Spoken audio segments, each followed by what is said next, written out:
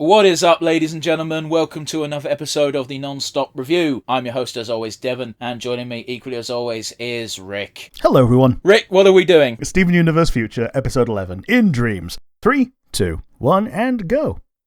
So this episode title doesn't give much away, does it?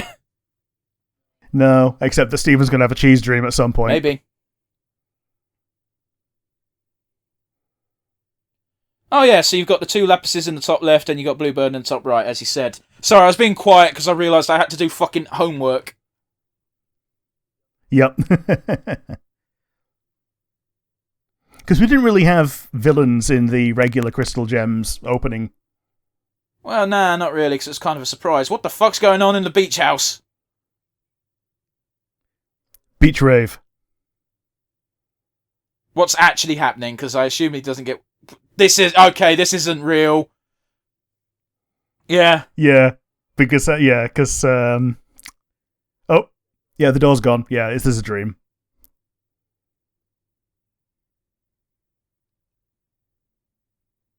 Oh. Hello, Collector. Yeah. Is that artwork of Garnet now? Apparently. Oh, wow, she's hyper. Oh, no, don't tease the autistic That little kid. shit-eating grin.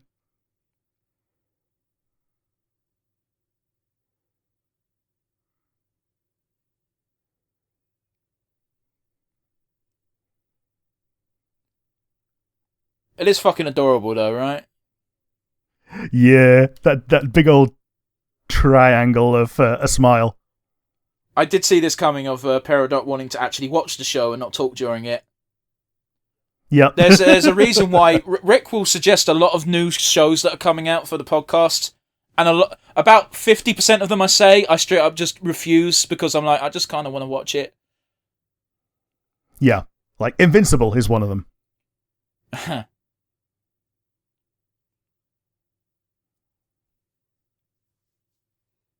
Oh, it's too real.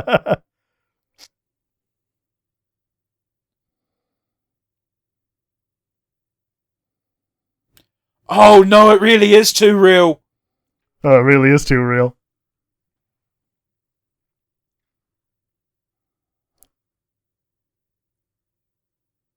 Oh wow, it records his dreams, that's wild.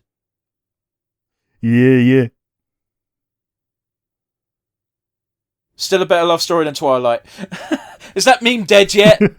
Will that meme ever die? No.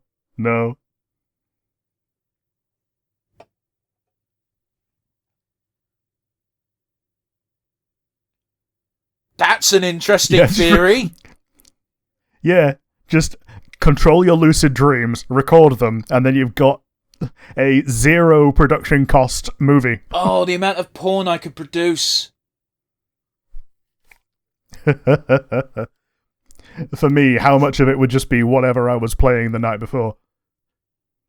I won't tell you my dreaming process, but it's a fucking thing. I like how it's called Web of Lies.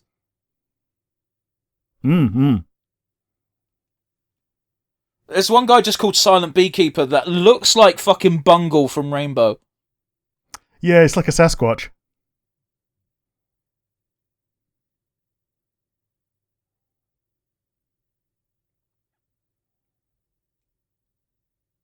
What is this, Baywatch?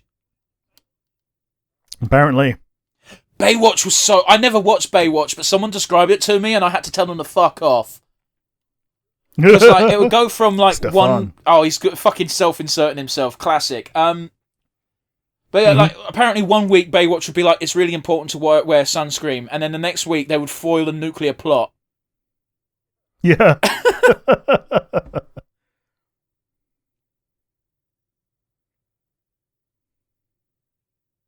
Oh, fuck me. I remember, I like telling this anecdote because it makes me laugh more than it does other people. Where there was a point where I thought I was lactose intolerant. And I had to go, no, I'm not lactose intolerant. I ate a pizza and then a tub of ice cream. That's going to make anyone shit.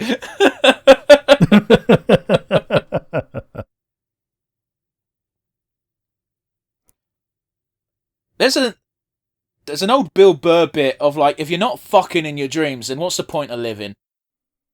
Yeah. I like how Steven made Stefan a bisexual icon. Yeah, I think he's taken a lot of cues for Stefan from Steg. I say Steg specifically rather than Greg. I don't know, man. Greg didn't say no because the guy hitting on him was a dude. He said no because it was fucked up because they had the maturity of a 5-year-old. What the fuck? What the fuck? I do not like this. Oh, this is where White Diamond being pinkified's going to be, isn't it? Maybe. I can't think of any other reason why White Diamond would be a villain. Not again.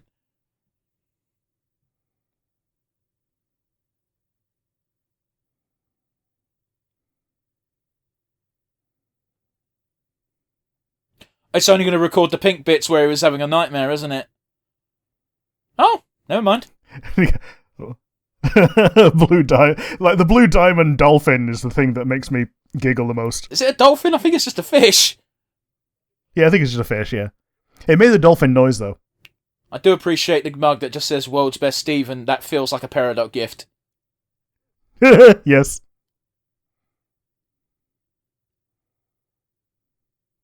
Oh, an infestation of Stevens.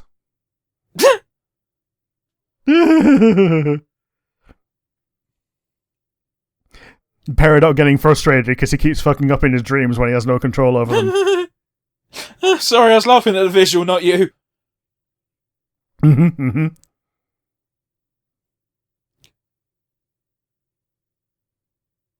are we going to ignore the giant injector in the back?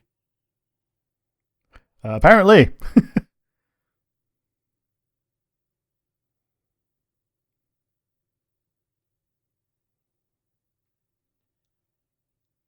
Is that pink diamond sword but broken on the bountypiece?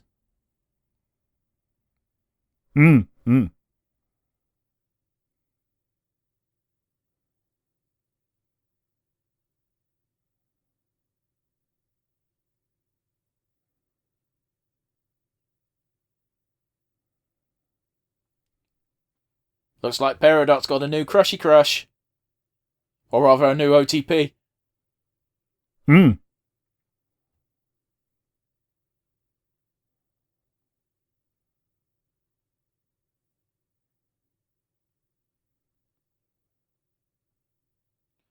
This is Peridot saying this!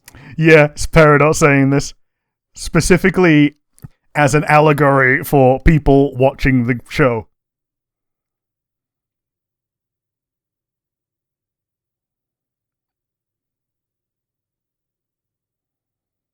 Peridot, this is fucking... I don't even think it was on purpose, but that was fucking evil. Yeah.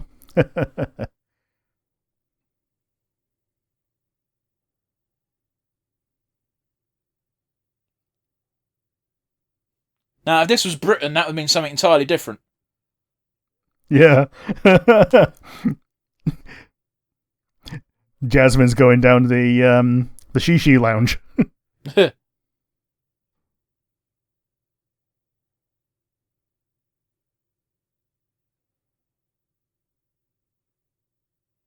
Oh no! What the fuck? What the fuck?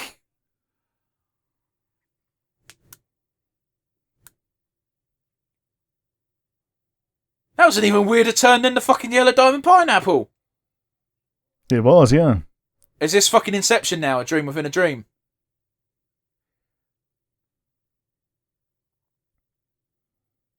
In case you forgot that she's secretly coming, huh?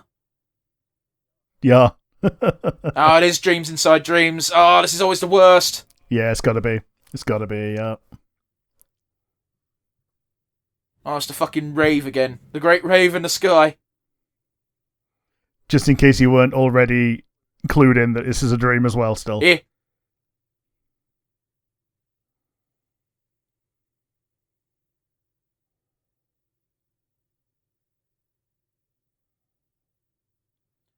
So Peridot's going to see all this, right? In theory. Jesus, I've not seen that in ages. Oh, yeah, yeah, yeah. Do kids even know what that is nowadays? I don't know.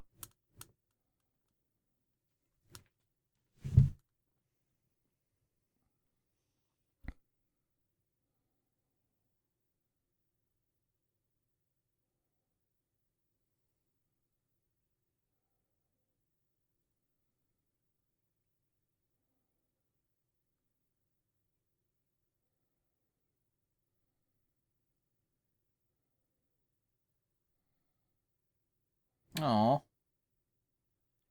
This is the first time she called herself a clod, I believe.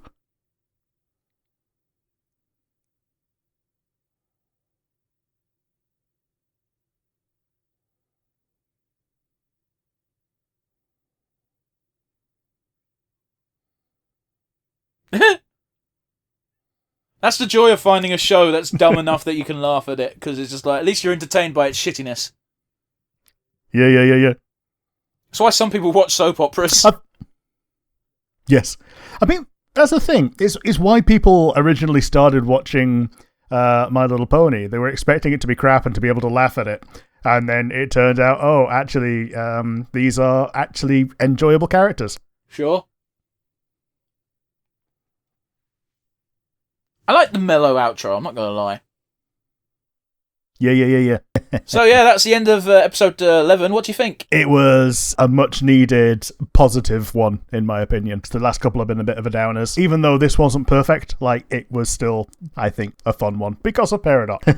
How about you? What do you reckon? I mean, I'm not going to lie, Rick. I kind of prefer the downer episodes, especially when they end on a high note, which all of them so far have ended with Steven learning something. Most of the times those lessons haven't been sticking, but that's not necessarily the point. Yeah. I think this is the first time he's learnt a positive lesson that you don't have to do a thing with a friend to still be a friend. Sort of. But yeah. You've already kind of spoilt me on the fact that Peridot and Lapis show up like once each, so I'm guessing that's it for those two. More or less. Like, they might show up again, but basically they get an episode each. Yeah, fair enough. It's only got 20 episodes, and one of those episodes is a three-parter, so, yeah. Yeah, it was good, it was enjoyable. I like the animation. It's kind of a given, like, the style's fine, I've got no issue in that front, but the dream transitions were interesting. The initial dream transition into, by the way, they're still dreaming, was meant to be like a fake out, but I don't think anyone who's ever seen a dream sequence before is going to get fooled by that. Yeah. But yeah, let's get to the nitty gritty, shall we? Rick, do you have a favourite moment? It was when Peridot came in all excited, and then Steven tried to fake her out by going, "Oh, that episode? Oh, the one that I forgot to record? Yeah, I recorded it." How about you? What was your favourite moment? It was another Peridot moment, and it's that final one. Like, I kind of said it before, where it's like, oh, Peridot's seeing all this, and yeah, cut to Peridot waking up Steven in tears and hugging him and being like, Steven, it doesn't matter.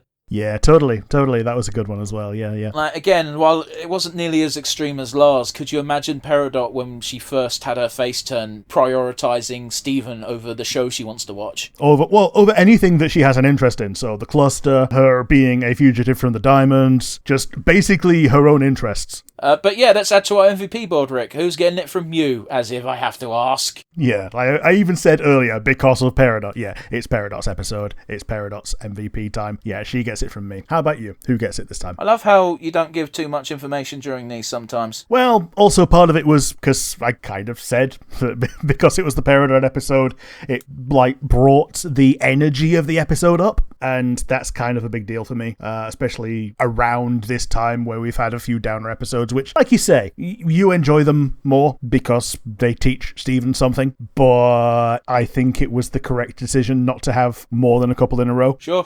So yeah, who's going to be your MVP? I mean, it's going to be Peridot. I really wanted to be contrarian for contrarian's sake, but let's be brutally honest here. This was a two-hander. There was two characters in this entire episode. Yeah, Peridot felt more like more like the wielder, and Steven more like the tool, as it were.